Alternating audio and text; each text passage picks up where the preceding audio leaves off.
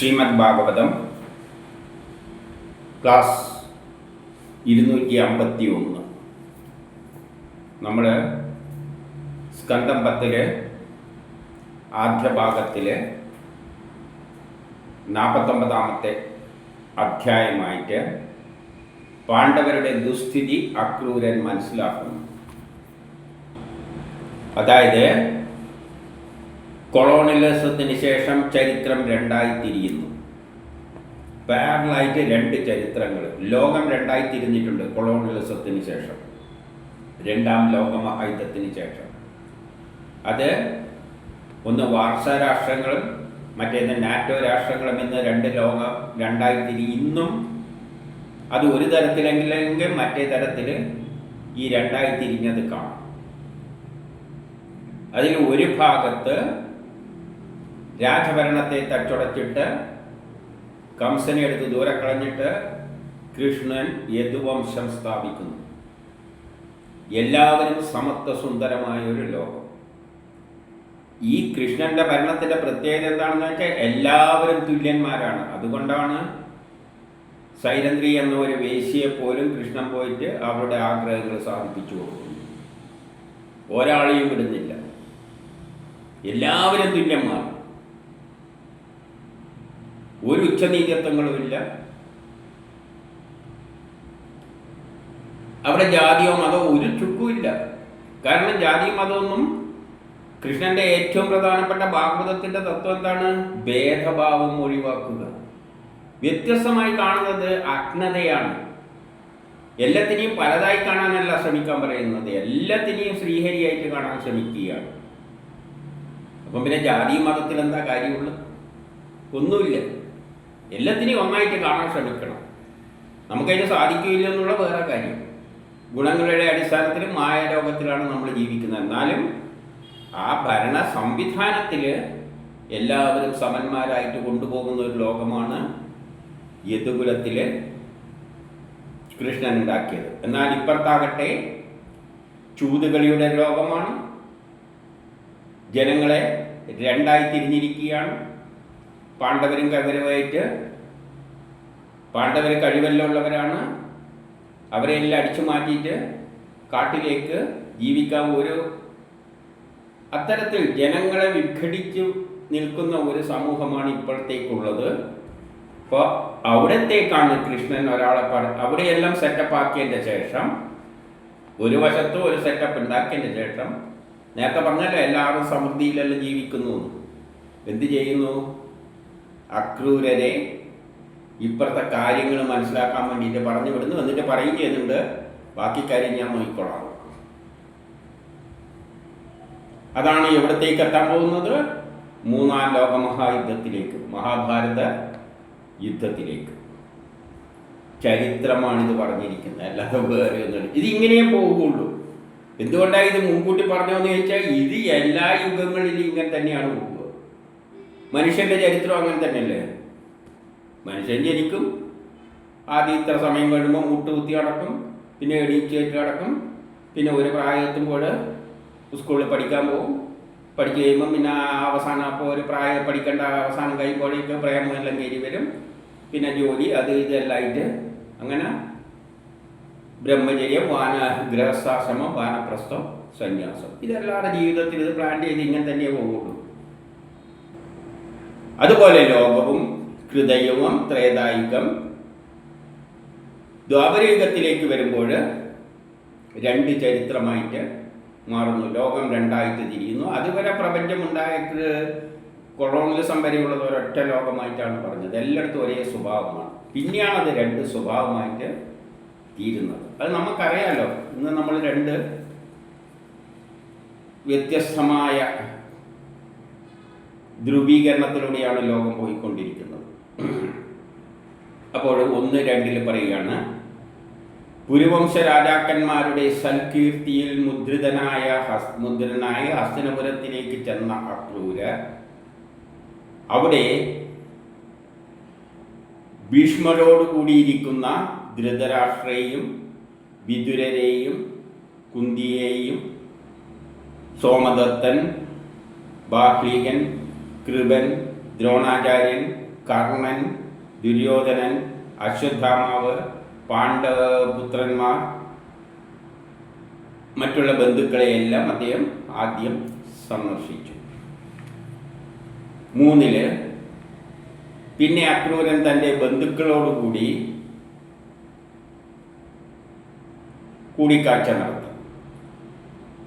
പിന്നെ അവരുടെ കുശലം അന്വേഷിച്ചു. ബന്ധുക്കളെ അടുത്തെല്ലാം പോയി. ആദ്യം ഇവരെല്ലാം കണ്ടതിൻ്റെ ശേഷം പിന്നെ ബന്ധുക്കളെടുത്ത് പോയി. ഇതെല്ലാം ബന്ധുക്കൾ തന്നെ. ഇനി 4 ദുഷിച്ച പുത്രന്മാരോട് കൂടിയവനും. ദുഷിച്ച പുത്രന്മാരോട് ഇവിടെ പുത്രനായിട്ട് ചിത്രീകരിക്കുന്നത് എന്ന നിലയിൽ പുത്രനും എല്ലാം തന്നെയാണ്. പുത്രന്മാരും സിൽബന്ധികളും അവരെ കൂട്ടാളികളുടെ ഭരണമാണ്. ദുഷിച്ച പുത്രന്മാരോട് കൂടിയവനും കെൽപ്പില്ലാത്ത ബുദ്ധിയോടുകൂടിയവനുമായ, കെൽപ്പില്ലാത്ത ബുദ്ധി, വലിയ ബുദ്ധിയുള്ള ആ തലപ്പത്തിരിക്കുന്ന ആളുടെ അവസ്ഥ പറയുകയാണ്. അങ്ങനെയുള്ളവരെ തലപ്പത്തിരിക്കും. അങ്ങനെയുള്ളവരെ തലപ്പത്തിരുന്നു കഴിഞ്ഞാൽ ബാക്കിയുള്ളവർക്ക് ഇപ്പുറത്തുനിന്ന് എന്ത് ചെയ്യാം? അവരെ ഇഷ്ടത്തിനകത്ത് കളിപ്പിക്കാം. ഒരു ഉദാഹരണം തന്നെ ആയിരിക്കും. ഒരു പോലീസ് സ്റ്റേഷൻ നമ്മളെ പരിധിയിൽ വരുന്ന പോലീസ് സ്റ്റേഷനിലെ പോലീസുകാരൻ വളരെ നീതിമാനാണെങ്കിൽ എല്ലാവർക്കും ഇഷ്ടപ്പെടുമോ? അത് ഇഷ്ടപ്പെടില്ല. ഇപ്പം സ്വാധീനമുള്ളവർ അയാൾ പറഞ്ഞാൽ തുള്ളുന്ന തരത്തിലുള്ള ഇയാളെ അവിടെ നിന്ന് തട്ടിയിട്ട് നീതിമാന്മാർക്ക് സ്ഥലം ഉണ്ടാവില്ല. നീതിമാന്മാരെ അടുത്ത് ദൂരെ കളഞ്ഞിട്ട് അവർക്ക് എല്ലാം ചെയ്തു കൊടുക്കുന്ന കക്ഷിനെ അവിടെ പിടിച്ചിരുത്തും. ഇതെല്ലാം നമ്മൾ കാണുന്ന കാര്യങ്ങളല്ലേ. അപ്പോൾ ദുഷിച്ച പുത്രന്മാരോട് കൂടിയവരും കെൽപ്പില്ലാത്ത ബുദ്ധിയോട് കൂടിയവരും ദുഷ്ടന്മാരുടെ അഭിപ്രായം അനുസരിക്കുന്നതുമായ ധൃതരാഷ്ട്രരെ. ദുഷ്ടന്മാർ പറയുന്ന മാതിരി അനുസരിക്കും. നീതിമാന്മാർക്ക് അവിടെ ഇരിക്കാൻ പറ്റില്ല. ഏത് പാർട്ടി ഓഫീസിൽ നീതിമാനായ ഒരാൾ ഇരുന്ന് കഴിഞ്ഞാൽ എന്തായിരിക്കും അവസ്ഥ? അടുത്ത നിമിഷം ട്രാൻസ്ഫർ ആയിരിക്കും, വല്ല ഗുദാമിലും കൊണ്ടിടും. എന്നിട്ട് ദുഷ്ടന്മാരുടെ അഭിപ്രായം അനുസരിക്കുന്നവരുമായ ധൃതരാഷ്ട്രരുടെ പെരുമാറ്റ രീതികളെ മനസ്സിലാക്കുവാൻ ഏതാനും മാസങ്ങളോളം അവിടെ താമസിച്ചു. ഇനി 5:6 കുന്തിപുത്രരിൽ പ്രജകൾക്കുള്ള സ്നേഹബന്ധത്തെയും. അപ്പോൾ ഒരു വിഭാഗമുണ്ട് ജനങ്ങളോട് ബന്ധപ്പെട്ട് കിടക്കുന്ന ഒരു വിഭാഗം. അതാരാണ്? കുന്തിപുത്രന്മാരായിട്ട് ഇവിടെ ചിത്രീകരിച്ചിരിക്കുന്നു. കുന്തിപുത്രരിൽ പ്രജകൾക്കുള്ള സ്നേഹബന്ധത്തെ. അപ്പം പ്രജകൾ ഇഷ്ടപ്പെടുന്നവർ ഭൂരിപക്ഷം വരുന്ന ജനവിഭാഗം ഇഷ്ടപ്പെടുന്നവര് കുന്തിപുത്രരിൽ പ്രജകൾക്കുള്ള ബന്ധത്തെയും അവരുടെ പ്രഭാവത്തെയും. അവരെല്ലാ പ്രഭാവവും തികഞ്ഞവരാണ്. ശാസ്ത്ര നൈപുണ്യത്തെയും, ശാസ്ത്രത്തിൻ്റെ ജ്ഞാനമുള്ളവരാണ്. ശരീരശക്തിയുള്ളവരാണ്, ശൈര്യമുള്ളവരാണ്, വിനയം മുതലായുള്ള സദ്ഗുണങ്ങളോട് കൂടിയവരാണ്. അങ്ങനെയുള്ളവരാണ് ജനങ്ങൾ ഇഷ്ടം. പക്ഷേ ജനങ്ങൾക്ക് ഇഷ്ടമുള്ള ആളെയൊന്നും അവിടെ പിടിച്ച് ഇരുത്തൂല്ല. എന്നിട്ടോ കൊണ്ടുപൊറുക്കുവാൻ കഴിയാത്ത ധൃതരാഷ്ട്രപുത്രന്മാരുടെ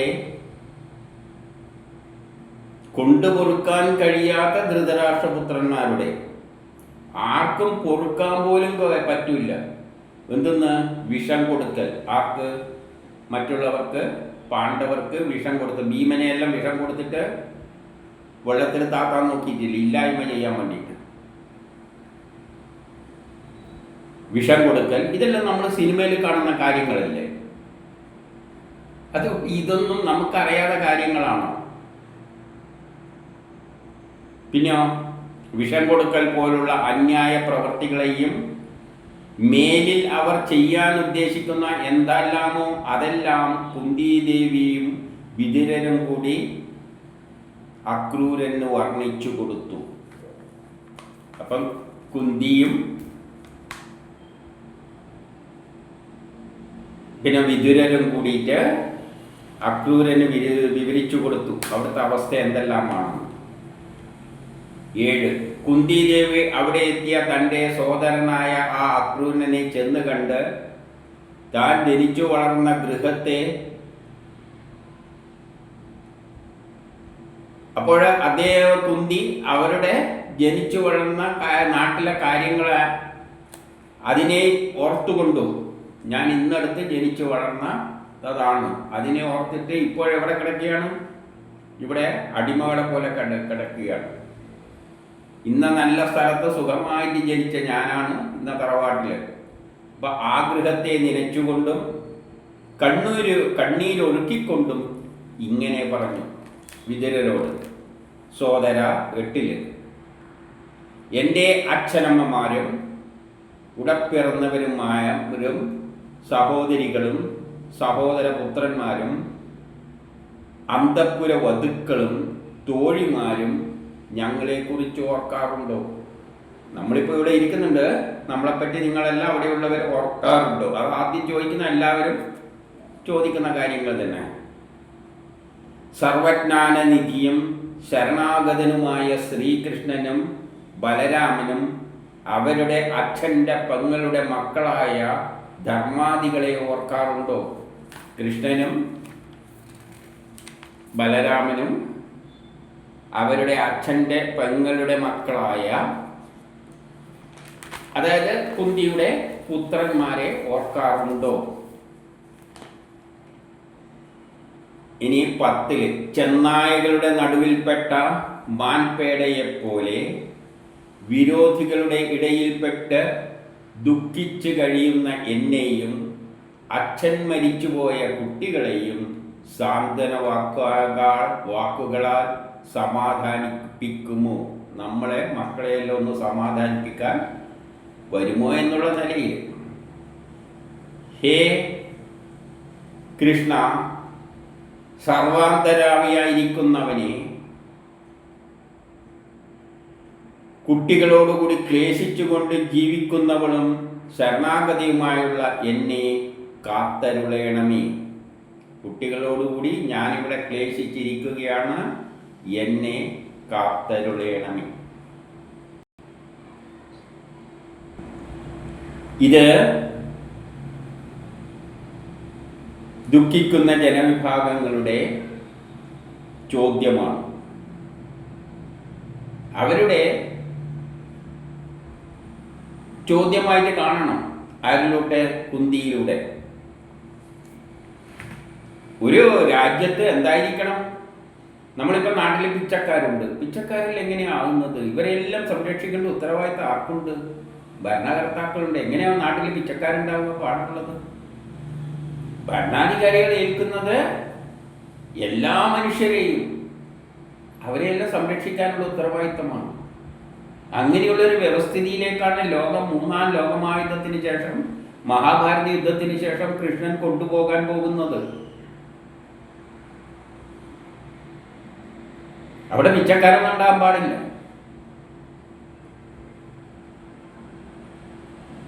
അങ്ങനെയുള്ളൊരു സമൂഹമാണ് വേണ്ടത്. എല്ലാവരുടെ കാര്യത്തിനും ശ്രദ്ധ വേണം.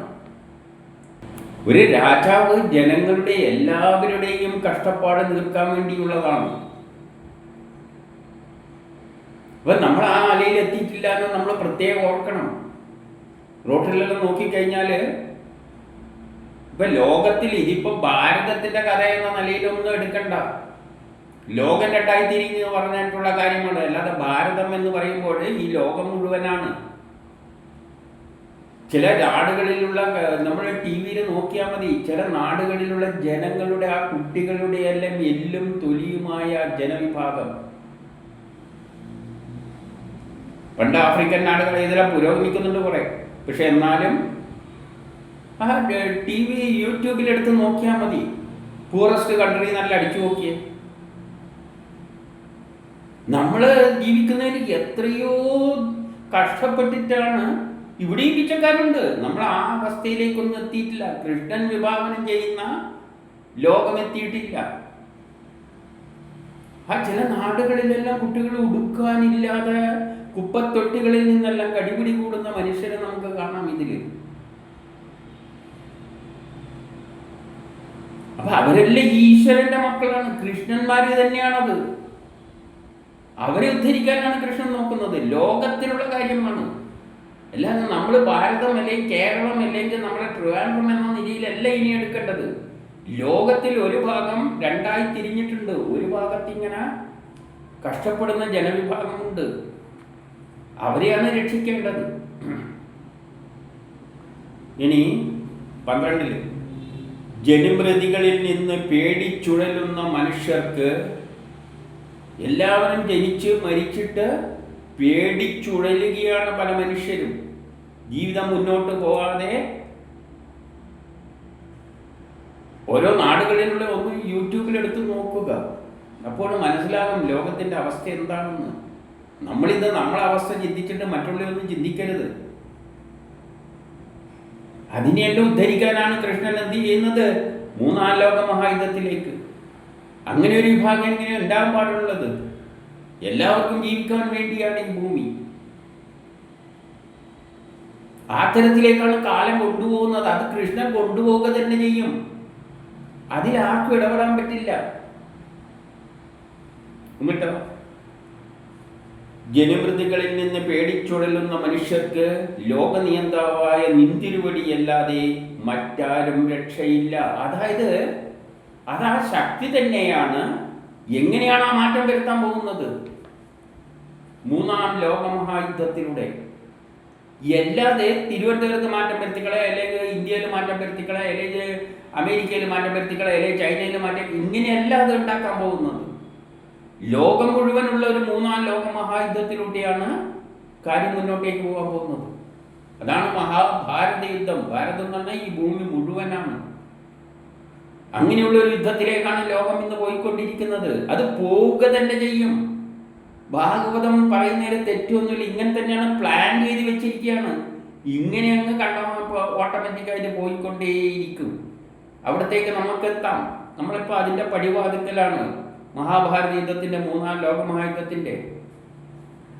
അങ്ങേക്ക് നിന്തിരുവടിയില്ലാതെ വേറെ ആരും രക്ഷയില്ല. അല്ലാതെ ഏതെങ്കിലും ഒരു വ്യക്തി വിചാരിച്ചാൽ നടക്കില്ല. അത് ലോകം മുഴുവൻ ആ ശക്തി വിശേഷം ഉണർന്നിട്ട് ഒരു ലോകമഹായുദ്ധത്തിലൂടെയാണ് അത് മുന്നോട്ടേക്ക് കൊണ്ടുപോകാൻ പോകുന്നത്.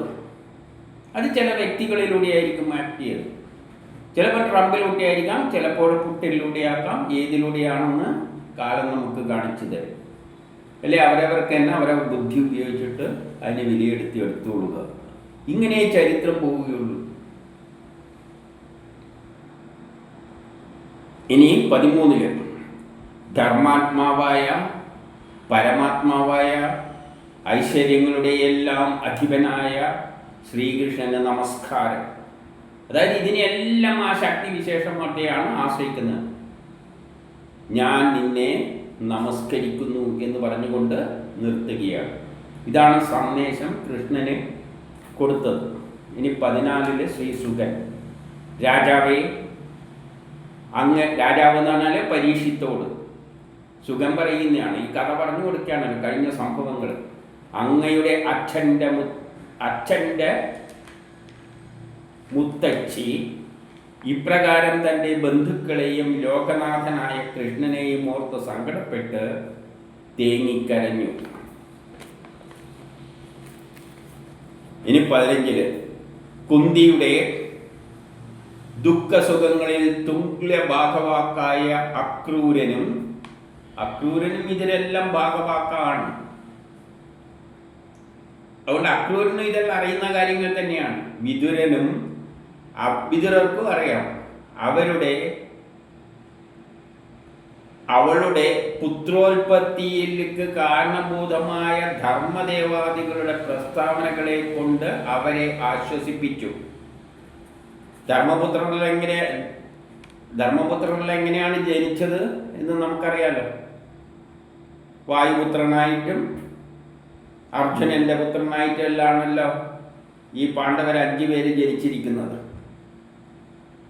അപ്പം അന്ന് ജയിച്ചപ്പോൾ തന്നെ പറഞ്ഞു വെച്ചിട്ടുണ്ട്, നിങ്ങൾ നാളെ നല്ല നിലയിൽ എത്തുമെന്ന് ഓരോ ആളും അനുഗ്രഹിച്ചിട്ടുണ്ട്.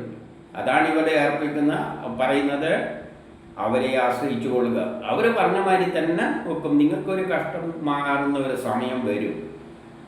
അത് എഴുതി വെച്ച കാര്യമാണ്. അതുകൊണ്ട് ഭയക്കേണ്ട കാര്യമൊന്നും ഇല്ല. ഇനി 16 തിരിച്ചു പുറപ്പെടുന്നതിന് മുമ്പ് സമബുദ്ധിയില്ലാത്ത സ്വപുത്രരിൽ, സമബുദ്ധി എടുത്തെടുത്ത് പറയുന്നു നോക്കൂ, എല്ലാവരും സമന്മാരായിട്ട് കണ്ടിട്ട് സ്ഥാപിക്കും. എല്ലാവരെയും തുല്യമായി നിലയിൽ കാണാൻ ഭരണാധികാരികൾക്ക് കഴിയണം. സമബുദ്ധിയില്ലാത്ത സ്വപുത്രരിൽ ആസക്തിയുള്ള ധൃതരാഷ്ട്ര രാജാവിനെ ചെന്ന് കണ്ട്, അപ്പോൾ അവസാനം എന്ത് ചെയ്ത്, ധൃതരാഷ്ട്ര രാജാവിനെ പോകുന്നതിനെക്കാട്ടി കുറച്ച് മുമ്പിൽ ധൃതരാഷ്ട്ര രാജാവിനെ ചെന്ന് കണ്ട് ബന്ധുമിത്രാദികളുടെ മധ്യത്തിൽ വെച്ച്, എല്ലാ ബന്ധുമിത്രാദികളും ഇരിക്കുമ്പോഴാണ് ധൃതരാഷ്ട്ര കണ്ണില്ലാതെ രാജാവാടി ഇരിക്കുന്നത്, മധ്യത്തിൽ വെച്ച് രാമകൃഷ്ണന്മാരാൽ സ്നേഹപൂർവം പറഞ്ഞയക്കപ്പെട്ട കർമ്മങ്ങൾ അറിയിച്ചു, സന്ദേശം അറിയിച്ചു. രാമകൃഷ്ണന്മാർ ധൃതരാഷ്ട്രോട് പറയാൻ വേണ്ടി പറഞ്ഞു വിട്ട കാര്യങ്ങൾ ദൂതൻ എന്ന നിലയിൽ ആര് പറഞ്ഞു? അക്രൂരൻ പറഞ്ഞു. അല്ലാതെ അക്രൂരന്റെ വല്ല അഭിപ്രായം പറഞ്ഞെങ്കിൽ രാജാവ് അവിടെ വെച്ചിട്ട് അദ്ദേഹത്തിന്റെ തല വെട്ടിക്കളി. ഇതാര് പറഞ്ഞതാണ്? കൃഷ്ണൻ ഇങ്ങനെ എന്നോട് പറയാൻ പറഞ്ഞു വിട്ടതാണ് എന്ന് പറഞ്ഞേൽപ്പിച്ചു. അതിന് പറ്റിയ ആളെ അക്രൂരൻ ദേഷ്യം പിടിപ്പിക്കാതെ കക്ഷീനെല്ലാണ് പറഞ്ഞു വിട്ടില്ല. അല്ലാതെ ഒരുത്തന്നെ പറഞ്ഞു വിട്ട് കഴിഞ്ഞാൽ അവിടെ കൊളാക്കി പിന്നെ അവൻ്റെ തലയും ഉണ്ടാവും. അതുകൊണ്ടാണ് അത്രയും നല്ല ആൾക്കാരെ പറഞ്ഞ് വിട്ടിരിക്കുന്നത്. അക്രൂരൻ പറയുകയാണ് 17 വിചിത്രവീര്യപുത്രനായ ധൃതരാഷ്ട്രേ, വിചിത്രവീര്യന്റെ പുത്രനായ ധൃതരാഷ്ട്രേ, കുരുവംശത്തിൻ്റെ കീർത്തിയെ വളർത്തുന്നവനായ രാജാവേ, വംശത്തിൻ്റെ കീർത്തിയെ വളർത്തേണ്ടതായ രാജാവേ, വളർത്തുന്ന രാജാവേ, ആദ്യം അങ്ങനെയല്ലേ പറയാൻ പറ്റൂ. അനുജനായ പാണ്ഡു മരിച്ച ശേഷം, പാണ്ഡുവായിരുന്നു രാജാവ്, നിങ്ങളിപ്പോൾ സിംഹാസനത്തിൽ ആരോഹണം ചെയ്തു. നിങ്ങളാണിപ്പോൾ സിംഹാസനത്തിൽ ഇരിക്കുന്നത്. ഇതാരാണ് പറയുന്നത്? കൃഷ്ണനല്ല, ശ്രീഹരി, പ്രപഞ്ചം സൃഷ്ടിച്ച ശക്തി വിശേഷം രാജാവോട് പറയുകയാണ് നിങ്ങളെ എങ്ങനെ ഭരിക്കണമെന്ന്. അതിനാണ് അവിടെ എത്തിയിരിക്കുന്നത്. അതുപോലെ ചെയ്തില്ല എങ്കിൽ എടുത്ത് ദൂരക്കളയുക തന്നെ ചെയ്യും. കാലം അങ്ങനെ പോവുള്ളൂ. അപ്പൊ ഈ അവതാരങ്ങൾ ആരാ? മനുഷ്യരെ നന്നാക്കാനല്ല, മനുഷ്യര് പാവങ്ങൾ, നിസ്സാരന്മാര്, ഭരണാധികാരികൾ, അവര് ദുഷിക്കുമ്പോഴാണ് അവതാരങ്ങൾ ഉണ്ടാകുന്നത്. ആർക്ക് വേണ്ടി? പാവപ്പെട്ട് കഷ്ടപ്പെടുന്ന ജനങ്ങൾക്ക് വേണ്ടി. ഇതാണ് ഭാഗവതം പറയുന്നത്. ഇനിയോ 18 ധർമ്മപ്രകാരം ഭൂമിയെ പരിപാലിച്ചുകൊണ്ട്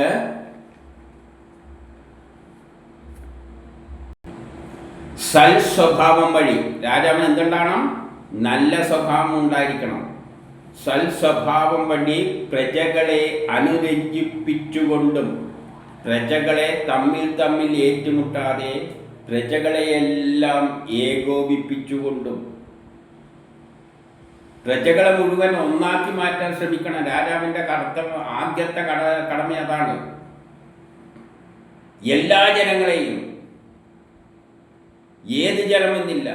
നേരത്തെ പറഞ്ഞല്ലോ വേശ്യയായ സൈരന്ധ്രിയെ പോലും. ഇന്ന് നമ്മൾ സമൂഹത്തിൽ വേശ്യനെ എങ്ങനെയാണ് കാണുക? ഒരു വല്ലാതെ വിഭാഗമായിട്ട്. അവിടെ അങ്ങനെ ആയത് എന്തുകൊണ്ടായിരിക്കും? അതിന് അതിൻ്റെതായ കാരണങ്ങളുണ്ട്. ദാരിദ്ര്യം കൊണ്ടായിരിക്കാം. കൃഷ്ണൻ അതുകൊണ്ടാണ് അത് പരിഹരിച്ചു കൊടുത്തത്. അപ്പൊ അവരെ പോലും ഈ തരത്തിൽ കാണുമെന്ന് പറഞ്ഞു കഴിഞ്ഞാൽ എല്ലാ മനുഷ്യരെയും എന്ത് വേണം? സൽ സ്വഭാവത്തിലൂടെ പ്രജകളെ അനുനയിപ്പിച്ചു കൊണ്ടുപോകണം. പ്രജകളെ തമ്മിൽ തല്ലിപ്പിക്കുകയല്ല വേണ്ടത്, പ്രജകളെ ഏകോപിപ്പിച്ചു കൊണ്ടുപോകണം, എല്ലാ പ്രജകളെയും. എന്നിട്ടോ എല്ലാവരെയും തുല്യഭാവത്തോടുകൂടി വർത്തിച്ചുകൊണ്ട്, എല്ലാവരുടെയും നേരെ തുല്യഭാവം. എല്ലാ മനുഷ്യരും, അവിടെ ഇപ്പൊ ഹിന്ദു ഉണ്ടാവും, മുസ്ലിം ഉണ്ടാവും, ക്രിസ്ത്യാനി ഉണ്ടാവും, ബ്രാഹ്മണ, ക്ഷത്രിയ, വൈശ്യ, ശൂദ്രർ എല്ലാം ഉണ്ടാവും, തല്ലിപ്പൊളികൾ ഉണ്ടാവും, എല്ലാം ഉണ്ടാവും. എല്ലാവരെയും സമഭാവനയോടുകൂടി കണ്ടുകൊണ്ട് പോകണം. ആര്? ഭരണാധികാരികൾ. ചിന്തിച്ചു നോക്കുക. ഭാഗവതവും ചരിത്രവുമായിട്ട് വല്ല ബന്ധമുണ്ടോ എന്ന് കാണും. കുറച്ചൊന്ന് സൂക്ഷ്മമായി നിരീക്ഷിച്ചാൽ കാണും. തുല്യഭാവത്തോടുകൂടി വർത്തിച്ചുകൊണ്ട് ഇരുന്നാൽ ശ്രേയസ്, കീർത്തി താങ്കൾക്ക് ലഭിക്കും. അങ്ങനെ താങ്കൾ ഇരിക്കുകയാണെങ്കിൽ താങ്കൾക്ക് ശ്രേയസ്സും കീർത്തിയെല്ലാം ഉണ്ടാകും. ഇതിന് വിപരീതമായി പ്രവർത്തിച്ചു കൊണ്ടിരിക്കുന്ന പക്ഷം, അതിനെതിരായിട്ട് എല്ലാവരെയും ഒരുപോലെ കാണാതെ അതിനെതിരായിട്ട് പ്രവർത്തിക്കുന്ന പക്ഷം ലോകത്തിൽ അല്ലാതെ ഒരു സ്റ്റേറ്റിൻ്റെ കാര്യമല്ല പറയുന്നത്, ലോകം മുഴുവനുള്ള സിസ്റ്റമാണ് പറയുന്നത്. ഇതെല്ലാ ഭരണാധികാരികൾക്കും ബാധകമാണ്. ലോകത്തിൽ ജനങ്ങളാൽ വെറുക്കപ്പെട്ടവനായി അവസാനം ജനങ്ങൾ വെറുക്കും. ഇരുട്ടിലേക്ക് എത്തിച്ചേരുന്നതാണ്. അവസാനം ഇരുട്ടിലേക്കാണ് എത്തിച്ചേരുക. ആകയാൽ പാണ്ഡുപുത്രരിലും സ്വപുത്രരിലും തുല്യ നിലയിൽ വർത്തിക്കുക. ഇതാ ശ്രീഹരിയുടെ ആജ്ഞയാണ്. ആർക്കുള്ളത്? ഭരണത്തിൻ്റെ തലപ്പത്തിരിക്കുന്നവർക്ക്. അതുകൊണ്ട് പാണ്ഡുപുത്രരിലും സ്വപുത്രരിലും തുല്യ നിലയിൽ വർത്തിക്കുക. ആരെയും വിഭാഗീയമായിട്ട് കാണാൻ പാടില്ല. അതാണ് കൃഷ്ണൻ വിഭാവനം ചെയ്യുന്ന ലോകം. അങ്ങനെ ഒരു ലോകത്തിന് വേണ്ടിയാണ് മൂന്നാം ലോകമഹായുദ്ധം അല്ലെങ്കിൽ മഹാഭാരത യുദ്ധം നടക്കുന്നത്. അതിൻ്റെ ശേഷം അവശേഷിക്കുന്നത് ഒരു സുന്ദരമായ ലോകമായിരിക്കും. എല്ലാവരും സമന്മാരായിട്ടുള്ള ഒരു ലോകം. അതാണ് വസുദേവ കുടുംബം. ഇങ്ങനെ കാലം പോവുകയുള്ളൂ. എന്നിട്ട് 20 ഈ ലോകത്തിൽ ആരോടുകൂടിയും ഒരിക്കലും നിത്യസമ്പർക്കമുണ്ടാകില്ല. എപ്പോഴും ഇത് എൻ്റെ ആൾക്കാർ എന്നൊരു സമ്പർക്കം ഇല്ല. ഈ ലോകത്തിൽ ഓരോ വ്യക്തിയും ഓരോന്നാണ്. ഇതെൻ്റെ ആള്, ഇത് മറ്റേ ആള്, അങ്ങനെ ഒരു ബന്ധമില്ല. തൻ്റേതായ ദേഹത്തോട് പോലും നിത്യസമ്പർക്കമില്ല. ഈ ശരീരത്തോട് പോലും നമുക്ക് എന്തില്ല? നിത്യസമ്പർക്കം. ഞാൻ ആരാണ്? ഞാൻ ഇതിൻ്റെ അകത്തുള്ള ആത്മാവാണ്. ആത്മാവിന് ഈ ശരീരത്തോട് പോലും ചിലപ്പോൾ നിത്യസമ്പർക്കം ഇല്ല. കാരണം നമ്മൾ മദ്യം കഴിക്കുകയാണെങ്കിൽ ഈ ശരീരത്തിന് ദോഷം ചെയ്യുന്നതാണ് ചെയ്യുന്നത്. നമ്മളെന്തോ എനിക്ക് എന്തോ വികാരം കിട്ടണമെന്ന് വെച്ച് മദ്യം കഴിക്കുമ്പോൾ യഥാർത്ഥത്തിൽ ചെയ്യുന്ന എന്താണ്? ശരീരത്തെ പോലും ദ്രോഹിക്കുകയാണ്. അത് അതേസമയം തന്നെ കുറച്ചു കാലം കഴിയുമ്പോൾ മരിക്കുകയും ചെയ്യും. ശരീരം പോകും. അതുകൊണ്ട് തൻ്റേതായ ദേഹത്തോട് പോലും നിത്യസമ്പർക്കമില്ല. പിന്നെ ഭാര്യയോടും മക്കളോടും കൂടിയുള്ളത് പിന്നെ പറയാനുണ്ടോ? അതുകൊണ്ട് ഭാര്യ മക്കളൊന്നും രാജാവ് ചിന്തിക്കരുത്. എൻ്റെ 21 പറയുന്നു, മനുഷ്യൻ ഒറ്റക്ക് ജനിക്കുന്നു, ഒറ്റക്കാണ് മരിക്കുന്നത്, ഒറ്റക്ക് പുണ്യഫലവും അനുഭവിക്കും, ഒറ്റക്ക് പാപഫലവും അനുഭവിച്ചു കൊള്ളുക.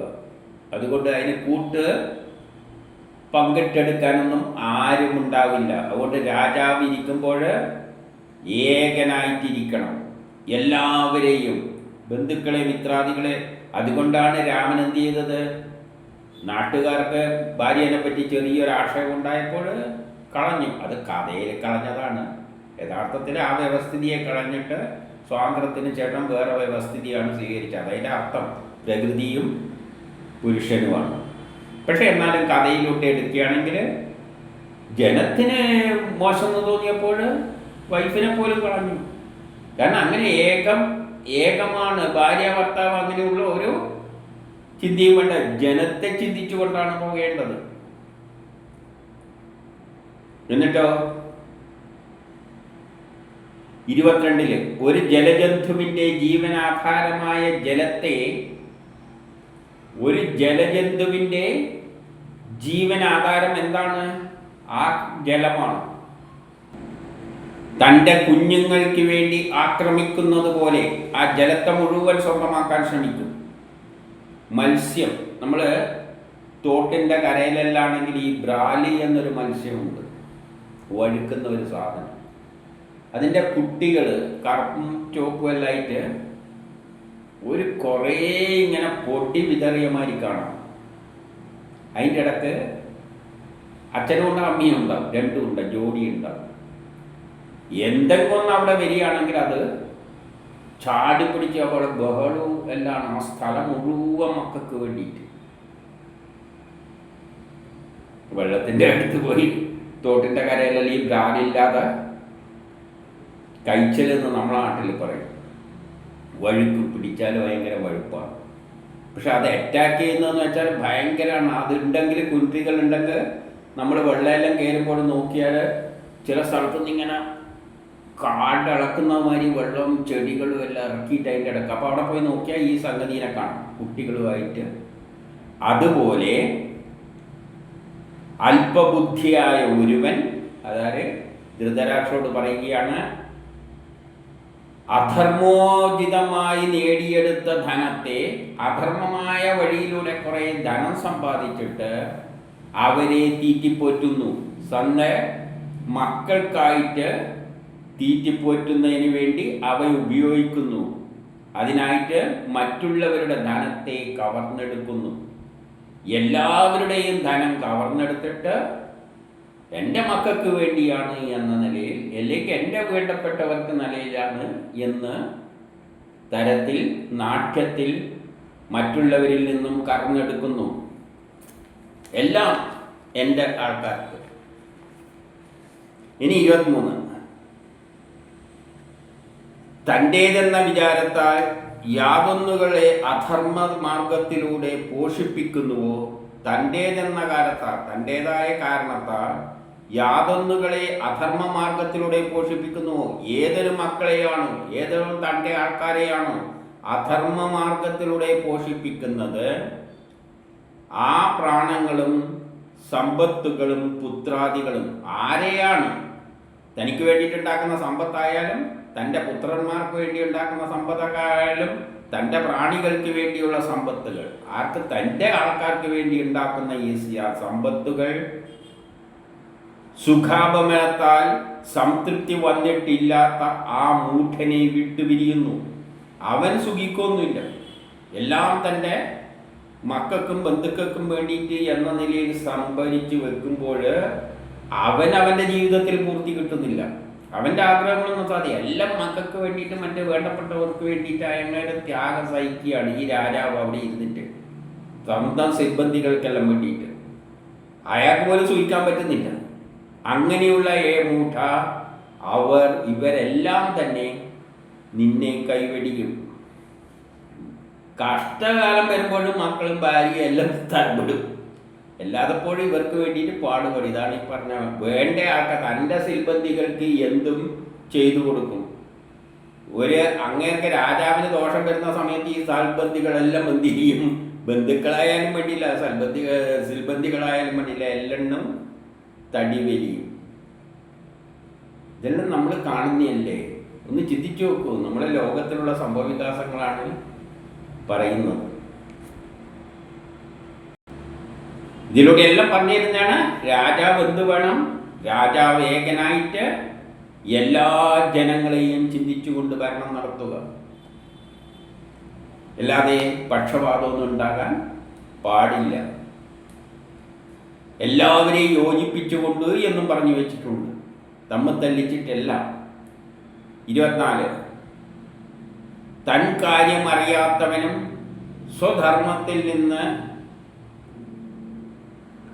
സ്വധർമ്മം നടപ്പാക്കുന്നതിൽ താല്പര്യമില്ലാത്തവനും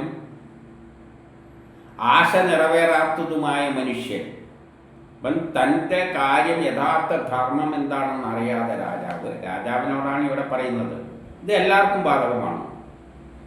സ്വധർമ്മത്തിൽ നിന്ന്, ചെയ്യേണ്ടതായ ധർമ്മത്തിൽ നിന്ന് അകന്നു മാറുന്നവന് അവൻ്റെ ആശ ഒരു മനുഷ്യനും നിറവേറാൻ പറ്റില്ല.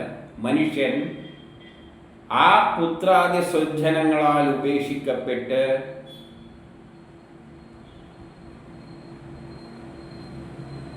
ആ പുത്രാദികൾ എന്ത് ചെയ്യും? ഒരു സമയം വരുമ്പോൾ ഇദ്ദേഹത്തെ ഉപേക്ഷിക്കും. അവരെന്ത് ചെയ്യും? ഇദ്ദേഹത്തെ ഉപേക്ഷിക്കും. എന്നിട്ട് പക്ഷെ അതേസമയം അവരെ പോറ്റുവാനായി താൻ ചെയ്ത പാപത്തെ വഹിച്ച് സ്വയം വഹിച്ച് ഇവരെ പോറ്റാൻ വേണ്ടിയിട്ടാണ് ഇത് ഈ അധർമ്മങ്ങളും പാപവും എല്ലാം ചെയ്തു കൂട്ടിയിരിക്കുന്നത്. ഈ പാപമെല്ലാം ആരെ വഹിക്കും? ആരായിരിക്കും? ഈ രാജാവ് മാത്രമായിരിക്കും, അല്ലെ ഈ വ്യക്തി മാത്രമായിരിക്കും. അല്ലാതെ അവരുടെ ബന്ധുക്കളെല്ലാം പോയിട്ട് വേറെ പണി നോക്കുക പറയും. അതുകൊണ്ട് ആ പാപം സ്വയം വഹിച്ച് ഘോരാന്തകാരമായ നരകത്തിൽ പതിക്കുന്നതാണ്. അതുകൊണ്ട് വേണ്ടപ്പെട്ടവർക്കെല്ലാം വേണ്ടി ചെയ്തു കഴിഞ്ഞാൽ ഇന്നല്ലെങ്കിൽ നാളെ അവരും കൈവെടിയും, അവസാനം ഒറ്റക്കായിരിക്കും, നരകാന്തകതാരത്തിലാണ് വന്ന് പതിക്കുക. 25 അതിനാൽ രാജാവേ, ഈ ലോകത്തെ മായ, സ്വപ്നം, മനോരഥം എന്നിവയെപ്പോലെ അനിത്യമാണെന്ന് കണ്ടറിഞ്ഞ്, ഈ ലോകം ഒരു മായയാണ്, സ്വപ്നത്തിൽ കാണുന്ന പോലെയുള്ളൊരു സംഭവമാണ്, ആ നിലയിൽ ലോകത്തെ മനസ്സിലാക്കിക്കൊണ്ട് എന്ത് വേണം? ബുദ്ധിമാൻ മനസ്സിനെ ആത്മാവിൽ ലയിപ്പിച്ച്, നമ്മുടെ മനസ്സും ബുദ്ധിയെല്ലാം ആത്മാവിൽ ലയിപ്പിച്ച്, ആത്മാവ് എന്ന് പറഞ്ഞാൽ ആ ഈശ്വരൻ, എല്ലാറ്റിലുമുള്ള ആ ഈശ്വരനിൽ ലയിപ്പിച്ചു കഴിഞ്ഞാൽ ഈ പ്രപഞ്ചം മുഴുവൻ ഉണ്ടാകുന്ന ഒരു ആത്മാവുണ്ട്. ആ ആത്മാവാണ് ഞാനെന്ന് ധരിച്ചു കഴിഞ്ഞാൽ എല്ലാവരോടും എങ്ങനെ അതേ സമഭാവനയോടെ കാണാൻ പറ്റും. രാഗദോഷരഹിതനായിട്ട്, അപ്പോൾ രാഗങ്ങളും ദോഷങ്ങളും ഒന്നും ഉണ്ടാവില്ല. സമസ്ത ബുദ്ധിയോടുകൂടി, അപ്പോൾ പിന്നെയും എടുത്തു പറയുന്ന കാര്യമാണ് സമസ്ത ബുദ്ധി. രാജ്യത്തിലുള്ള എല്ലാ ജനങ്ങളെയും, ലോകത്തിലുള്ള എല്ലാ ജനങ്ങളെയും ഒരേപോലെ കണ്ടുകൊണ്ട് അവർക്ക് നീതി നടപ്പാക്കുക.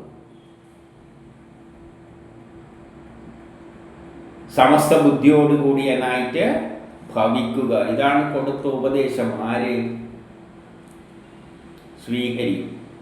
കൃഷ്ണനായിട്ട് കണ്ട, കൃഷ്ണൻ എന്ന കഥാപാത്രത്തിലൂടെ പറഞ്ഞതായിട്ട് കണ്ട. അപ്പം ഭരണാധികാരിക്കുള്ള ഭരണ നിർദ്ദേശമാണ്. അതിനനുസരിച്ച് ചെയ്തില്ല എങ്കിൽ കൃഷ്ണൻ പറഞ്ഞിട്ടുണ്ട്, അവിടെ പോയിട്ട് നോക്കിയിട്ട് വന്ന് പറഞ്ഞു തന്നാവേ, ബാക്കി ഞാൻ ശരിയായിക്കൊള്ളാം. അപ്പം ആരാണ് ചെയ്യുന്നത്? കൃഷ്ണനാണ് ചെയ്യുന്നത്. എങ്ങനെയാണ് ചെയ്യുന്നത്? 3-ാം ലോക മഹായുദ്ധം, മഹാഭാരത യുദ്ധം. അപ്പോൾ ധൃതരാഷ്ട്രർ പറയുകയാണ് 26, അല്ലയോ അക്രൂര, താങ്കൾ എപ്രകാരം ശുഭകരമായ വാക്കിനെയാണോ പറഞ്ഞത്, അങ്ങ് നല്ല ശുഭകരമായ വാക്കാണ് പറഞ്ഞത്, അത് പ്രകാരമുള്ള വാക്കിനാൽ ഞാൻ തൃപ്തനാകുന്നില്ല. ഈ വാക്കിലൊന്നും എനിക്ക് തൃപ്തിയില്ല. അങ്ങ് പറഞ്ഞ വാക്കെല്ലാം നല്ല വാക്ക് തന്നെ, പക്ഷേ വാക്ക് എന്നെ സംബന്ധിച്ചിടത്തോളം എനിക്ക് തൃപ്തിയാകില്ല. എൻ്റെ ഒരു ഉദാഹരണം പറയുകയാണ്. എപ്രകാരം മനുഷ്യൻ അമൃതത്തെ പ്രാപിച്ചിട്ട് തൃപ്തിപ്പെടുന്നല്ലോ, അതുപോലെ അമൃത് കുടിച്ചു കഴിഞ്ഞാലും തൃപ്തി ഒരിക്കലും വരാൻ പോകുന്നില്ല. അവൻ്റെ തൃപ്തി ഒരിക്കലും തീരാൻ പോകുന്നില്ല. മനുഷ്യൻ എങ്ങനെയാണ്? ആഗ്രഹത്തിൻ്റെ പിന്നാലെ ഓടുന്ന നേരത്തിലാണ് സൃഷ്ടിച്ചിരിക്കുന്നത്. അതുകൊണ്ട് ഇത് പറഞ്ഞിട്ടൊന്നും ഒരു കാര്യമില്ല, ഞാൻ നന്നാകാൻ പോകുന്നില്ല. എങ്കിലും ഇനി 27 എങ്കിലും പുത്രസ്നേഹത്താൽ വൈഷമ്യം ബാധിച്ചിരിക്കുന്ന ചഞ്ചലനമായ ഹൃദയത്തിൽ, പുത്രസ്നേഹത്താൽ എന്നെ എങ്ങനെയാണ് സൃഷ്ടിച്ചിരിക്കുന്നത്? പുത്രസ്നേഹം കൊണ്ടാണ് സൃഷ്ടിച്ചിരിക്കുന്നത്. ഇങ്ങനെ തന്നെയാണ് സൃഷ്ടിച്ചു വിട്ടിരിക്കുന്നത്. പുത്രസ്നേഹത്താൽ വൈഷമ്യം ബാധിപ്പിച്ച് ചഞ്ചലമായ ഹൃദയത്തിൽ സുഭാഷിതം പറഞ്ഞിട്ട്, ഈ സുഭാഷിതം പറഞ്ഞത് എങ്ങനെ പോലെയുള്ളൂ? മിന്നൽ പോലെ ഉറച്ചു നിൽക്കില്ല. മിന്നൽ ഇങ്ങനെ മിന്നിക്കൊണ്ടിരിക്കും. അതുപോലെയാണ് സുഭാഷിതം പറയുന്നത്. പിന്നെയും പഴയ അവസ്ഥ തന്നെ. അതുപോലെ കേൾക്കാനെല്ലാം കൊള്ളാം, പക്ഷെ എനിക്ക് പുത്രൻ്റെ ഇതെല്ലാം ഈ മനുഷ്യൻ ഇങ്ങനെ തന്നെയാണ് ഇത് സൃഷ്ടിച്ചു വെച്ചിരിക്കുന്നത്. രാജാക്കന്മാർ ഇങ്ങനെയാകും, അതിലൊന്നും ഉറപ്പില്ല. അതിലൊന്നും ഒരു വ്യത്യാസവും ഇല്ല. ഇങ്ങനെ തന്നെയാണ് പോകുന്നത്. ഇതെല്ലാം കൃഷ്ണന്റെ ലീലയാണ്. അങ്ങനെയുള്ള മനുഷ്യരെ സൃഷ്ടിച്ചിട്ട് ഇങ്ങനെ അങ്ങോട്ട് പറഞ്ഞു കൊടുക്കുകയാണ്, എന്നെ ഇങ്ങനെയാണ് സൃഷ്ടിച്ചിരിക്കുന്നത്, പുത്രസ്നേഹത്തോടു കൂടിയാണ് സൃഷ്ടിച്ചിരിക്കുക. എങ്ങനെയാണ്? മാറ്റാൻ പറ്റുക? അതുകൊണ്ട് അത്തരം സ്വാർത്ഥമതികളായ രാജാക്കന്മാരോട് ഉപദേശിച്ചിട്ട് ഒരു കാര്യമില്ല. അവരെ അങ്ങനെ തന്നെയാണ് സൃഷ്ടിച്ചു വെച്ചിരിക്കുന്നത്. അവരൊന്നും മാറാൻ പോകുന്നില്ല. സ്വയം പറയുകയാണ് എങ്ങനെ മാറാനാണെന്ന്. അത് മാറില്ല. അതങ്ങനെയേ ലോകം അങ്ങനെയേ പോകുള്ളൂ. എന്നിട്ടോ 28 ഭൂമിയുടെ ഭാരം കുറക്കുന്നവനായി കുരുവംശത്തിൽ ജനിച്ചവനായ ലോകനാഥന്റെ വിധിയെ ഏതൊരു തരത്തിൽ മനുഷ്യർ ഭേദപ്പെടുത്തും? ഭൂമിയുടെ ഭാരം കുറക്കാൻ വേണ്ടിയിട്ട് ജനിച്ചതാണ്. ഭാരം കുറക്കാൻ വേണ്ടി ജനിക്കണ്ടെങ്കിൽ അധർമ്മികളെ കൊന്നെടുക്കണം. അതിന് അധർമ്മികളെ സൃഷ്ടിച്ച് വെച്ചിട്ടുണ്ട്. അപ്പോൾ അധർമ്മികൾ നന്നാകുന്നത് എങ്ങനെയാണെന്നാണ് ചോദിക്കുന്നത്. അത് ഈശ്വരൻ തന്നെ തീരുമാനിക്കുകയാണ്. ഇങ്ങനെ അധർമ്മികൾ ഉണ്ടാകും, അവരെ കൊല്ലാൻ വേണ്ടിയിട്ട് കൃഷ്ണൻ വരും, എന്നിട്ട് അവരെ കൊല്ലും. ഇതെല്ലാം എഴുതി വെച്ചിരിക്കുകയാണ്. പിന്നെ അത് ഞാൻ വിചാരിച്ചാൽ നന്നാകുന്ന കാര്യമാണോ? ഇതാണ് ധൃതരാഷ്ട്രൻ ചോദിക്കുന്ന തത്വം. ഭൂമിയുടെ ഭാരം കുറക്കുന്നവനായി കുരുവംശത്തിൽ ജനിച്ചവൻ. എല്ലെങ്കിലും ജനിക്കുന്നതിനെ കണ്ടി മുമ്പിൽ ആ വിതരണ പഠിച്ചിട്ട് അങ്ങ് ഉപദേശിച്ചാൽ പോരെ. ഈ ജനിച്ചവൻ്റെ ആവശ്യമൊന്നുമില്ല. വിതര മനസ്സിനെ തോന്നിപ്പിച്ചാൽ പോരെ. അപ്പോൾ അതൊന്നും നടക്കാൻ പോകുന്ന കാര്യമൊന്നുമല്ല. അങ്ങനെ തന്നെയാണ് പ്ലാൻ ചെയ്ത് വെച്ചിരിക്കുന്നത്. അപ്പോൾ ഭൂമിയുടെ ഭാരം ഇറക്കുന്നതിനായി കുരുവംശത്തിൽ ജനിച്ചവനായ ലോകനാഥൻ, ആ ലോകനാഥന്റെ വിധിയെ, അത് വിധിയാണ്. അതുകൊണ്ട് ഈ പറഞ്ഞതിൻ്റെ അർത്ഥം എന്താണ്? ഇങ്ങനെ ദുഷിച്ച ഭരണാധികാരികൾ വരികയും ചെയ്യും, മൂന്നാം ലോകമഹായുദ്ധത്തിലേക്ക് പോവുകയും ചെയ്യും. ലോകനാഥന്റെ വിധിയെ, അത് വിധിയാണ്. എൻ്റെ വിധി എന്ന് പറഞ്ഞാൽ ഇങ്ങനെ പുത്രപോകത്താൽ രാജ്യം ഭരിക്കണം, അവസാനം ജനങ്ങളെല്ലാം എതിരായി മാറണം, കാലം വന്നിട്ട് അദ്ദേഹത്തെ അടിച്ച് ഇല്ലാതാക്കണമെന്നാണ് വിധി. ആ വിധിയെ ഞാൻ എങ്ങനെയാണ് മാറ്റുന്നത്? ഇത് ലോകം ഇങ്ങനെയേ പോകുന്നുള്ളൂ. അതിൽ എനിക്കൊരു റോൾ. ഇപ്പോൾ കഥാപാത്രത്തിൽ നമ്മൾ നാടകത്തിൽ അഭിനയിക്കുമ്പോൾ എനിക്കൊരു മോശം റോള് തന്നു കഴിഞ്ഞാൽ എനിക്കത് അഭിനയിക്കാതിരിക്കാൻ പറ്റുമോ? അല്ല, ഞാൻ മോശമല്ല, ഞാൻ ഇതിനെ നന്നാക്കി കളയാമെന്ന് വെച്ചാൽ കഥ കയറി നീ പോയിട്ട് വേറെ പണിയൊക്കെ ഞാൻ വേറെ ആളെ എടുത്തോളാം. അപ്പം അതുമാതിരിയുള്ള ധർമ്മമേ ആർക്കുള്ളൂ. ഇതെല്ലാം ഇങ്ങനെ ഓട്ടോമാറ്റിക്കായിട്ട് കമ്പ്യൂട്ടർ വഴി പോവുകയാണ് ലോകം. അതാണ് ധൃതരാഷ്ട്രൻ പറഞ്ഞത്. ആ വിധിയൊന്ന് അങ്ങ് ജനിച്ചിരിക്കുന്നത് എന്നെ കൊല്ലാൻ വേണ്ടിയാണ്. എന്നെ കൊല്ലാമെന്നല്ല, അദ്ദേഹത്തെ കൊല്ലുന്നില്ല. ആ ഭരണത്തെ തച്ചടക്കാൻ തന്നെയാണ്. പിന്നെ അത് ചെയ്തല്ലേ പറ്റൂ. ലോകത്തിൻ്റെ ഭാരം ഇറക്കുന്നതിനായി കുരുവംശത്തിൽ ജനിച്ചവനായ ലോകനാഥന്റെ വിധിയെ ഏതൊരു തരത്തിൽ മനുഷ്യൻ എങ്ങനെയാണ് ഭേദിക്കുക? അതൊന്നും ഭേദിക്കാൻ പറ്റുന്ന കാര്യമൊന്നും അല്ല.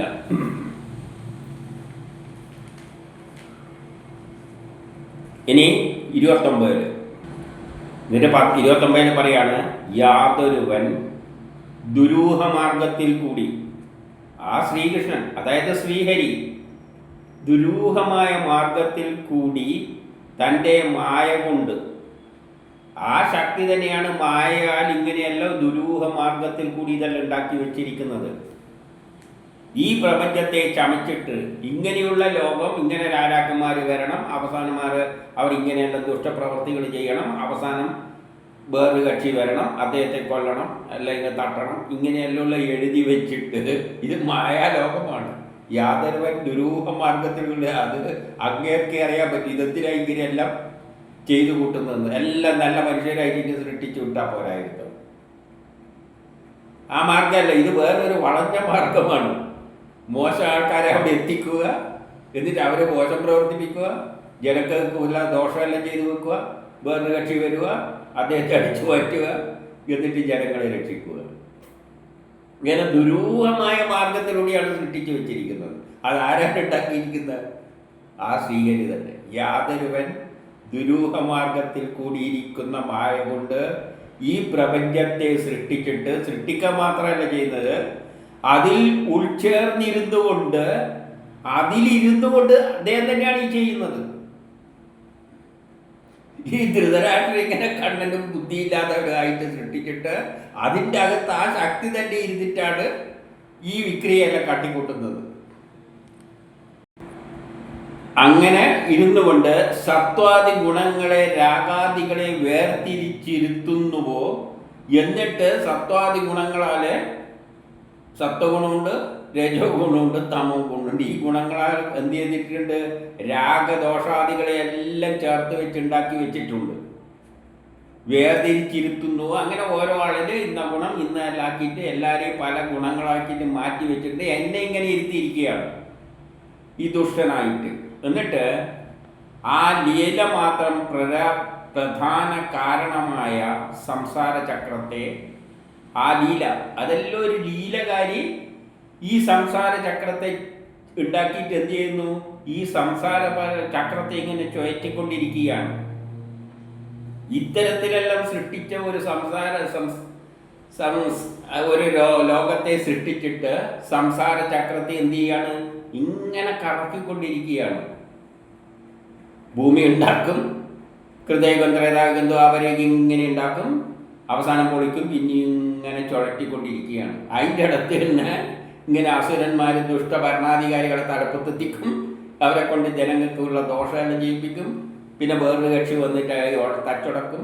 ഇങ്ങനെ 4 യുഗങ്ങളിലൂടെ 3 ഒന്നാം ലോകമഹായുദ്ധം, രണ്ടാം ലോകമഹായുദ്ധം, മൂന്നാം ലോകമഹായുദ്ധം. ഒന്നാം ലോകമഹായുദ്ധമാണ് പരശുരാമ യുദ്ധം, പാലയെടുത്ത് നടന്നിട്ട്. രണ്ടാമത്തത് കൊളോണിസത്തിനെതിരായ യുദ്ധം, രാമൻ്റെ യുദ്ധം. പിന്നെ വരുന്നതാണ് കൃഷ്ണൻ്റെ മൂന്നാം ലോകമഹായുദ്ധം, ഇതിനെതിരായിട്ട്. എന്നിട്ട് അവസാനം നല്ലൊരു ലോകം ഉണ്ടാക്കിയിട്ട് കൽക്കി വന്നിട്ട് എല്ലാം അടിച്ച് പൊളിച്ചിട്ട് പിന്നെ ആദ്യം ഉണ്ടാകും. ഇങ്ങനെയുള്ള ദുരൂഹമാർഗത, ഇതെന്ത് മാർഗമാണെന്ന് നമുക്കും അറിയില്ല എന്ന് തന്നെയാണ് ആര് പറയുന്നത്? ധൃതരാഷ്ട്ര. അപ്പം ധൃതരാഷ്ട്രർക്ക് ബുദ്ധിയില്ല എന്നൊന്നും പറയുന്നതിന് അർത്ഥമില്ല, നല്ല കാര്യങ്ങളെ ബോധവും ഉണ്ട്. പക്ഷെ എന്നെ ഇങ്ങനെയാണ് സൃഷ്ടിച്ചിരിക്കുന്നത്, എനിക്ക് തന്നിരിക്കുന്ന റോൾ ഇതാണ്, അതുകൊണ്ട് ഞാൻ ഈ റോള് ഞാനങ്ങ് അഭിനയിക്കുന്നു, അല്ലാതെ അതിന് എന്നെ കുറ്റം പറഞ്ഞിട്ടൊന്നും കാര്യമില്ല, ഉള്ള സത്യം. അപ്പം ഇതിൽ നിന്നെല്ലാം ഒന്ന് മനസ്സിലാക്കേണ്ടതാണ്, ഇതൊന്നും ആരെ കൈമലല്ല, നമ്മളെ കൈമലൊന്നുമില്ല. ആരെയും വിചാരിച്ചിട്ട് ഇവൻ ചെയ്ത് കളയും, മറ്റേ ഇവൻ എന്തെങ്കിലും ചെയ്തത് കൊണ്ട് നമുക്ക് ദോഷം വരും, ഇതിലൊന്നും ചിന്തിക്കുന്നതിന് കാര്യമില്ല. കാലം ഇങ്ങനെ പോകും, അതിനെ പിടിച്ചു കെട്ടാൻ പറ്റില്ല. ഇതെല്ലാം കാലം തീരുമാനിച്ച മാതിരി കമ്പ്യൂട്ടറുള്ള മാതിരി പോവുകയാണ്. അത് മനസ്സിലാക്കിയാൽ ജീവിതം എത്ര സുന്ദരമായിരിക്കും. ഇതെല്ലാം നിസ്സാരമായിട്ട് ഒരു ലീലകളായിട്ട് നമുക്ക് കാണാൻ പറ്റും. എന്നിട്ട് എന്ത് പറയുന്നു? അങ്ങനെ ചുഴറ്റിക്കൊണ്ടിരിക്കുന്ന ആ സർവേശ്വരന് നമസ്കാരം. ഇതെല്ലാം ഇങ്ങനെ വെച്ച് ചുഴറ്റിക്കഴിക്കുന്ന അങ്ങേക്ക് കൃഷ്ണന് നമസ്കാരം. ഇതാണ് പറഞ്ഞു കൊടുത്തിരിക്കുന്നത്. ഇനി 30 ശ്രീസുഖൻ. അതായത് എനിക്കെങ്കിൽ ഈ റോളാണുള്ളത്, ഞാൻ ഈ റോള് തന്നെയേ ചെയ്യുള്ളൂ, അത് കൃഷ്ണനും അറിയാം, കൃഷ്ണൻ തന്നെയാണ് ഉള്ളിലിരുന്നിട്ട് ചെയ്യുന്നത് എന്നുള്ള ബുദ്ധി പോലും ആർക്കുണ്ട്? ഈ ധൃതരാഷ്ട്രർക്ക് ഉണ്ട്. ശ്രീസുഖൻ, ആ അക്രൂരൻ ധൃതരാഷ്ട്രത്തെ അഭിപ്രായത്തെ മനസ്സിലാക്കിയ ശേഷം, ഈ വിധം മനസ്സിലാക്കിയ ശേഷം, അദ്ദേഹത്തിൻ്റെ അഭിപ്രായം മനസ്സിലാക്കിയ ശേഷം ബന്ധുക്കളാൽ അനുവദിക്കപ്പെട്ടവനായിട്ട് മധുരയിലേക്ക് തിരിച്ചുപോയി. അദ്ദേഹം പിന്നെ ഇതെല്ലാം ബാക്കി മനസ്സിലാക്കിയെല്ലാം സ്റ്റഡിയെല്ലാം ചെയ്തിട്ട് റിപ്പോർട്ട് എടുക്കാൻ ആരടുത്ത് പോയി?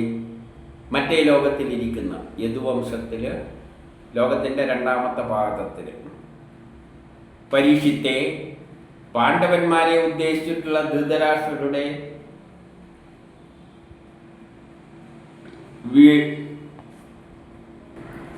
വിഷമപ്രവൃത്തിയെല്ലാം അക്രൂരൻ രാമകൃഷ്ണന്മാരോട് വിസ്തരിച്ച് വിവരിച്ചു കൊടുത്തു. ആ ധൃതരാഷ്ട്രം ഇങ്ങനെയാണ് ഭരിക്കുന്നത്, പാണ്ഡവർക്ക് ഇങ്ങനെ ഇങ്ങനെയെല്ലാം ദോഷം ചെയ്തു കൊടുത്താണ് ഭരിക്കുന്നത് എന്നുള്ള കാര്യം ശരിക്കും വിസ്തരിച്ച്, അതിനുവേണ്ടി തന്നെയല്ലേ തന്നെ നിയോഗിച്ചത്. അപ്പം എൻ്റെ ജോലി എന്താണ്? ഇത് പറഞ്ഞു കൊടുക്കാനാണ്. കൃഷ്ണൻ അറിയാതുകൊണ്ടാണ്. പക്ഷേ ഓരോ ജോലിയുണ്ട്. അത് നേരത്തെ തന്നെ പറഞ്ഞില്ലേ, കൃഷ്ണനും കൃഷ്ണൻ്റെതായ ജോലിയാണ് ചെയ്യുന്നത്. അദ്ദേഹത്തിന് പക്ഷപാതമൊന്നുമില്ല. അദ്ദേഹത്തിൻ്റെ ജോലി എന്താണ്? അധർമ്മികളിങ്ങനെ ആ ശക്തി തന്നെ ഉണ്ടാക്കും, എന്നിട്ട് ആ ശക്തി തന്നെ കൃഷ്ണനായിട്ട് വരും. ആ കൃഷ്ണനായിട്ട് വന്നിട്ട് ഇങ്ങനെ അടിച്ച് ദൂരെ കളയും. കംസനെ കൊന്നു. കംസനും ആര് തന്നെയാണ്? കൃഷ്ണൻ തന്നെയാണ് ഇങ്ങനെ വന്നിരിക്കുന്നത്. ദ്വയമായിട്ട് വന്നിരിക്കുകയാണ്. നല്ലതായിട്ടും നല്ലതുണ്ടെങ്കിൽ ചീത്തയുണ്ട്. നല്ലയും ചീത്തയായിട്ട് തന്നെ വരും. എന്നിട്ട് തമ്മിൽ ഏറ്റുമുട്ടും. നമ്മൾ ഇതിൻ്റെ ഇടയ്ക്ക് കിടന്നിട്ട് വെള്ളം കുടിക്കും, നട്ടം തിരിയും. ഇതിൽ നിന്ന് മോചനം വേണ്ടിക്ക് എന്ത് വേണം? ഇതെല്ലാം വിഡ്ഢിത്തമാണെന്ന് മനസ്സിലാക്കിയിട്ട്, ഇത് മായയാണെന്ന് മനസ്സിലാക്കിയിട്ട്, കുടുംബത്തെ എല്ലാം ഉപേക്ഷിച്ചിട്ട് കുടുതുണിയടക്കം വലിച്ചു കളഞ്ഞിട്ട് ബ്രഹ്മമേ ശരണമെന്നങ്ങ് പോയിക്കൊള്ളുക. അല്ലാതെ ഈ മണ്ടക്കളിയിലൊന്നും നിൽക്കേണ്ട ആവശ്യം. പക്ഷെ പറ്റുമോ? നമുക്ക് പറ്റൂ ഇല്ല. അങ്ങനെ അർജുനൻ എന്നെക്കൊടി ഇതൊന്നും പറ്റൂല, ഇത് നല്ല വഴി എന്നാൽ ബ്രഹ്മസാക്ഷാത്കാരമാണ്, ഞാൻ അങ്ങോട്ടേക്ക് പോയിക്കളാത്. അതിനൊന്നും അല്ല നിന്നെ ശ്രമിച്ച്. നിന്നെ സൃഷ്ടിച്ചിരിക്കുന്നത് ഇതാണ്, ചെയ്യേണ്ട കാര്യം എന്നിട്ട് ദീർഘദൃഷ്ടിയിൽ കാണിച്ചും കൊടുത്തു. ഇങ്ങനെയെല്ലാം നടക്കാൻ പോകുന്നത് അതെല്ലാം ഓൾറെഡി തീരുമാനിച്ചതാണ്. അത് കൃഷ്ണനും ഒന്നും ചെയ്യാൻ പറ്റില്ല, കാലത്തിന് ചെയ്യാൻ പറ്റില്ല. അങ്ങനെ എഴുതി വെച്ചിരിക്കുകയാണ്. പിന്നെ എന്ത് ചെയ്യാനാണ്? അപ്പം അങ്ങനെയുള്ളൊരു മായാലോകത്തിലാണ് നമ്മൾ ജീവിക്കുന്നത്. ഒരു പിടിയും കിട്ടില്ല. എന്താണിത്? എന്താണ് വേണ്ടിയാണ് ഇങ്ങനെയൊരു ലോകം ഉണ്ടാക്കിയെന്നുള്ളത് ഋഷികൾക്ക് പോലും, അതാണ് ഋഷികൾക്ക് മനസ്സിലായ അതെന്താണ് ചെയ്യാൻ പോകുന്നത്, അതിൻ്റെ ഉദ്ദേശം, ആ ശക്തി എന്താണ്, എങ്ങനെയുള്ളതാണ് ഈ പിന്നിലുള്ള ആ ശക്തി, ഒന്നും പറയാൻ പറ്റില്ല, മനസ്സിലാക്കാൻ പറ്റില്ല, നമ്മളെ പരിധിയിൽ വരുന്നില്ല. അങ്ങനെ ഏത് പറഞ്ഞിട്ടാണ് സ്കന്ധം 10 അവസാനിപ്പിക്കുന്ന അതിൻ്റെ 1-ാം ഭാഗം? ഇപ്പോഴൊരു നല്ല ലോകം ഉണ്ടാക്കി. ഇനി ഇപ്പോഴത്തെ ഭാഗത്തേക്കുള്ള കാര്യം അന്വേഷിച്ചിരിക്കുകയാണ്. ഇനി അതിൽ കയറിയിട്ട് പോകുന്നതാണ്. ഇനിയുള്ളതിലെല്ലാം പരാമർശം വരുന്നത് അതിൻ്റെ ശേഷമുള്ള ചില കാര്യങ്ങളായിരിക്കും. പക്ഷേ അങ്ങനെ തന്നെ പൂർണ്ണമായിട്ടൊന്നും പറയുന്നില്ല ഇതുവരെ. കാരണം അത് മഹാഭാരത യുദ്ധം എന്ന നിലയിൽ വേറെ തന്നെ കഥയായിട്ട് എഴുതി വിസ്തരിച്ച് ആ ചരിത്രം എഴുതി പിടിപ്പിച്ചു വെച്ചിട്ടുണ്ട്. ഇനി അപ്പം നമ്മൾ സ്കന്ധം 10-ലെ 2-ാം ഭാഗത്തിലേക്കാണ് പോകേണ്ടത്.